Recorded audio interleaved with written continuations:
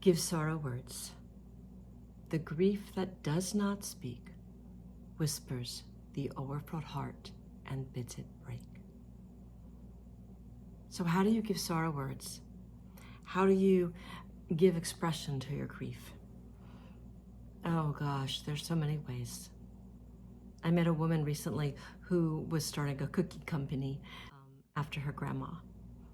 She had been very close to her grandma, and she said to me, "This is my grief project."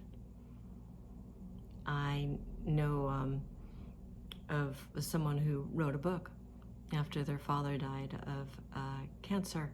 They wrote a book about how to heal from cancer.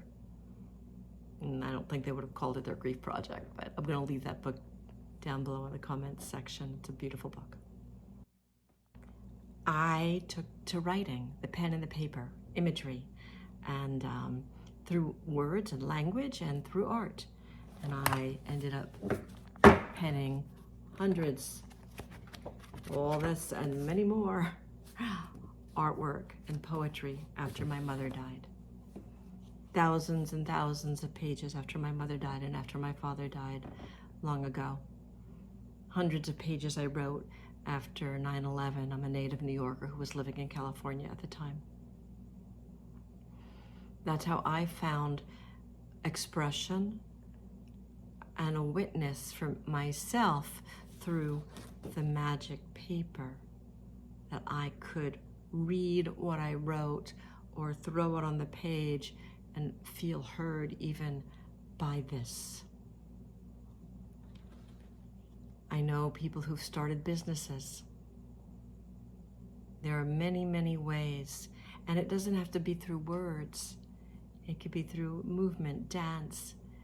There's Guernica, Picasso's Guernica, about war, the horrors of war. There's Edvard Munch's The Scream.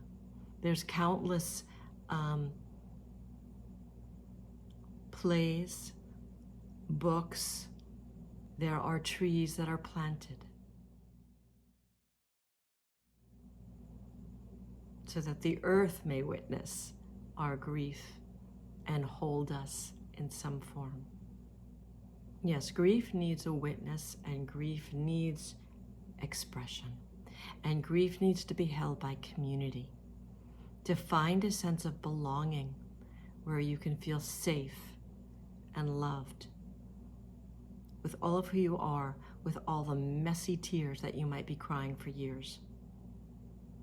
I know this not only professionally, but personally, through my own grief, through my own traumatic losses, and through the people I've worked with for hundreds, for decades, hundreds of years, hundreds of people for many years.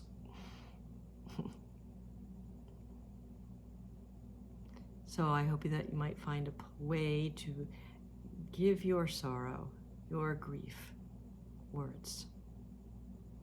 We need safe containers where we can be seen with our pain without people trying to fix us. We will discover our way. Grief for some can be almost like a spiritual path, a daily ritual to mourn, to celebrate what we celebrate, and to mourn what we mourn. In community, in some form. And maybe it's with the earth, the trees, the stars, the sky, the rivers. Maybe it's with friends or a family, or through a song or a dance, or words on a page. I hope that you may find some place that is safe. Giving one's sorrow and grief words and expression and a witness helps save lives. I absolutely believe that. And it can not only help you honor your grief and your love, it actually connects you to love again. It connects you to love. Those are a few ways to honor grief and connect to love. and to express yourself. Thank you for listening tonight. My name's Elizabeth Wells. Join my community. This is Create Peace.